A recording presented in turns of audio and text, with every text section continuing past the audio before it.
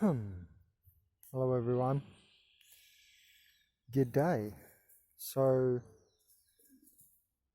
I just wanted to share with you my 2 secrets to food foraging. And whoa, look at Oro go. Just jumping around in the background there. He plays with everything and anything. Chewing my shoe. Oh, good one. Alright, so my 2 secrets to food foraging. So, as you all know, I do a $30 Bandit food plant teaching series where if you donate $30 or more, I'll make a food plant teaching video. I started off by, going into nature a lot with it, so I had to pay for the plant and then the fuel when I had my car back in Australia when I started the series. And, over time I know I've needed the money a bit more over the last few years, but I hope to get back into that, actually planting the physical plant. Because that's what we really need to do. Like, it's really makes the video a lot better than just sitting on the internet reading the nutrition. I know that. I get it. And I'm sure people agree with me. You want me to actually plant the physical plant. That's how I started the series. If you go have a look, we used to buy a lot of plants with friends' money, just trying to raise awareness for, food plants. Because all these plants can all be food plants, because we are human. Human can plant, plant can grow. That's why. So anyway, my 2 secrets to wild food foraging, because I've been doing it now for like 8 years or something, since about 2011, and it's 2020, so 8 to 9 years. And you can see many of my videos. There's, I think, several hundred videos in the playlist, the $30 Bandit food plant teaching playlist I've got there on the channel. And over 8 years I realized, all these plant leaves, they're always, bitter. Bitter, sour, and or, So my 2 secrets developed over time from experience. I didn't read it anywhere or, ask anyone. So my 2 secrets to combating the bitterness are, just mayonnaise. Any mayonnaise. It doesn't even matter.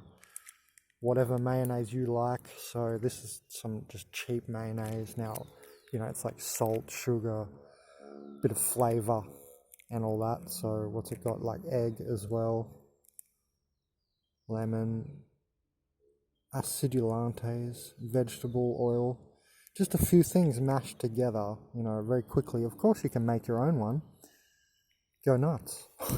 But it's very easy just to buy this for so cheap, and then it's in its nice package.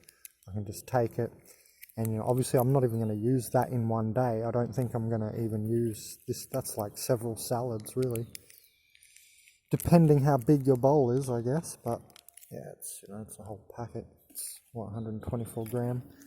But that just developed over the need to have not just bitter flavor in my mouth, because some days you do go out there and you want that, on a very medicinal day where you're like, all right, that's it, I've been naughty, I need to heal, I need to reset systems and blah blah blah, get nutrition and all that, or you might need minerals or the alkalinity, whatever. But so some days you're on a mission out there and picking these food leaves like dandelion leaf.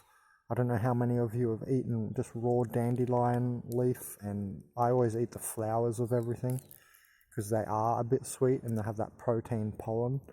But when you go around eating the leaves only, like, I don't know, you pick up a plantain leaf even, it doesn't taste sweet exactly like honey.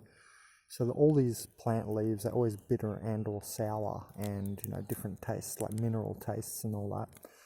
And when you grow the plant, like any food plant, with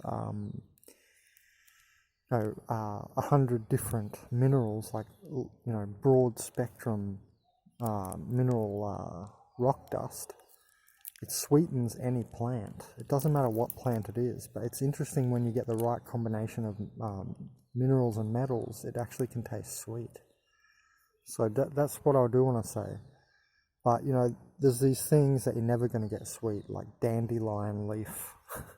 Good luck trying to get that leaf sweet. I hope maybe one day we can and keep the medicinal properties, but as we've changed bananas and all these other foods, we've turned them all into more sugary, like sweeter fruits. If you look at the evolution of different fruits, like all the fruits have a look online and you see the evolution of where corn came from and, watermelon and all that. Just everything we've made more sweeter. Like the apple used to be only very bitter and we've developed it into a big sweet apple, right? And I'm not talking yay GMO. It's like proper GMO over time, like selective breeding, trying to go for the concrescent flavor, the concrescent apple on the tree, or you graft them and however else you want to do it. But the point is that, we've ended up making all these fruits sweeter, and you don't really get that when you're picking the leaves. Like I'm going around, say maybe dock herb, it tastes a bit like lemon, but that's sour.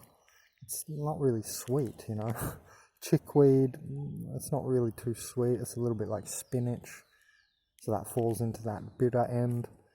So, it's always a background flavor of like pretty much any green you pick, and especially things like my main example I'm trying to give is like dandelion leaf. I don't know, it's a common one that I've picked, and you see bundles of them, so you get one salad in a few plants, and that's where you do need this, because it's like, well, I have my salad, but I need some decent flavor. I don't just want to put lemon on it only because it's sour and bitter. So yeah, I just started taking mayonnaise with me, and it's light. Like I can just put this in my back pocket and go. Put on my shoes and start foraging. So in here, I don't have any outside, but there's stevia in there. And there's also carcaya in there, if you can see that on the top there. That's a herb that grows here in Uruguay. It's good for the kidneys. I showed that in my Man vs. Matrix episode, season 1, episode 4 or 3. The full episode, and I said maybe that's the type of herb you could use to cleanse your kidneys if you get a type of mushroom poisoning out in the wild. You would start chewing on carcaya, that one. I would, anyway. And then there's also passion fruit vine in there, you see that? It's not just dirty water and sticks. So many of my friends in Australia used to say, what are you drinking? Dirty water? But, it's just tea. So it's just, all the good parts of those plants basically coming out into the water. That's how I think of it. Yes, it doesn't look appealing, but it's all the good parts of the plant and you don't have to eat it. So stevia is actually 200 times sweeter than, normal refined white sugar. So it's a lot sweeter. It's the graphene of the food world. So you heard it here first, folks. So, this passion fruit vine also gives you that relaxing quality. It's like taking like Valium. You can up the flavonoid, one of the flavonoids in the passion fruit vine, and if you up that flavonoid expression, there's a certain flavonoid in there, you can get it to be like cannabis, like not completely, and it's not cannabis and it's not symbiotic to your human endocannabinoid system in your human body like cannabis is, but so it's not gonna switch on like really major high level stuff, but what it has is like a muscle relaxant Valium like property. One time when we were at Nimbin a long time ago, the only town that still sells weed that's illegal in Australia, but everybody just sells it there. It was the only prohibition anti-prohibition town. They used to hold like yearly rallies, and you have bong throwing contests and joint rolling and all this. And the cops are walking through the town, and you can smoke it in front of them. It's the only place in Australia you could do that. Anywhere else you'd just get in trouble. But there's too many people. There's thousands of people. They've been going on since like the 70s or something. So that's near where I grew up. That's on the near the Gold Coast, but it's in North New South Wales, Australia, in the Northern Rivers. My favourite place in Australia. is the northern rivers of North New South Wales near Mount Warning and the Shamanic Triangle because of Nimbin and Byron Bay. Because they were so anti, no, stuff you, we're gonna keep using cannabis as a medicine, and just that many people rallied together. Now they raided it in 2010, but and I remember that was about the year that I was there in the back of a car, and the weed there was the best. It was just an amazing weed, send you on massive psychedelic trips. It's like you're taking like ayahuasca or mushrooms when you get really, really good weed. Like some varieties, some crazy indica varieties just take you so deep in. And what I found was when my friend gave me a Valium, that it was like that muscle relaxant problem. We stayed in the car and they were having Valiums. I wasn't into that. I was like, okay, what's that about? And they're like, oh, it's just like more like weed, and I didn't know what they meant, so I took one. That's the only time I've ever even tried Valium, and it was just like a muscle relaxant. So what you can do with passion fruit leaves is get it so strong, this flavonoid, because I worked on a passion fruit farm where the boss did this, and banana farm, and you can change a flavonoid to express it more in the passion fruit vine, and it becomes like weed. And I could eat 3 leaves, only 3 leaves, about this size, not extra large, smaller than my hand, 3 leaves, and already feel this heavy, like almost like you're stoned on indica cannabis, not sativa. Sativa's more up, more CBD as well, but that really drilling in and down feeling of indica, like it takes you within and you like fall to sleep and it really like pulls your muscles into like inward, and like a delta wave, reduces the wave motion of your brain from alpha and beta and all that. So what I found interesting was that this guy, he managed to express a flavonoid, and I could eat 3 passion fruit vine leaves, and it was super strong. In other words, it was just made stronger, and it becomes like a Valium and a full-on muscle relaxant. So I've got that in my tea as well. But the point was that stevia is my other sweetener. See, it's about sweeteners. I'm trying to go one really natural, and then some people might say this is a cheap one. It's just how easy, how cheap, how simple this is. Like $1, bang, it's done. I don't have to worry about anything. I can have a huge bowl.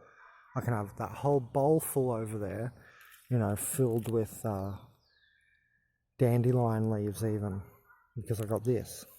Otherwise, it'd be a struggle to get through a massive bowl like that over there.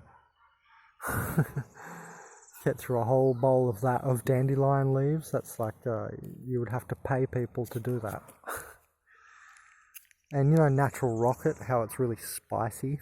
So I mean, you always run into this when you're food foraging. They're always bitter, spicy, or it's not meant to be too spicy, by the way. That's sometimes a poison warning. But some of them have it, and it's just like a mineral strengthening to stop the insects eating them. It's like an insect defense, and that's why they've found wild foods are stronger. It's like they're more conscious plants as well. They're more alive, more reactive, and they seem to me to have more different molecular ongoings.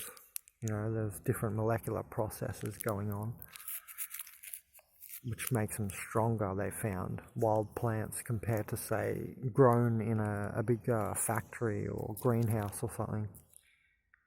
So in the end, I found that I need sweeteners, and I mean, this is what I've come up with over 8 years. This, because it's just super simple. Like over time, yeah, you can keep making your own little mix, but over time you'll probably fall into this, and it's just too easy. It's like, oh, bang, $1, that's for next time I go foraging and I don't have some money, right? If you ever run out of money, because it's in a package, it lasts a long time. So that's why I just ended up going with this, just basically to summarize simplicity. It's not difficult. and the stevia, because then you've got, sweet water. I can always drink water, and I can hide all of these bitters like carcaya. If I took that out there on top and started eating it, if I was to eat that, it'd be, bitter. And you'd scrunch your face up and go, oh, what am I doing? Pretty quickly. But so you mix it in the tea, it extracts the good stuff, but you hide it behind stevia. So that's why I went with stevia for the water, because you can put anything behind it, any other bitter herb. And this simplicity idea is why I went with the mayonnaise. Like the video if you think this was a good advice, or if I helped you out, and feel free to share it, because then, trust me, this keeps me foraging more, is what I'm saying. Yes, I can eat a bowl of salad of just dandelion. I've done the hardcore foraging road before, and then just put sour orange or lemon on it.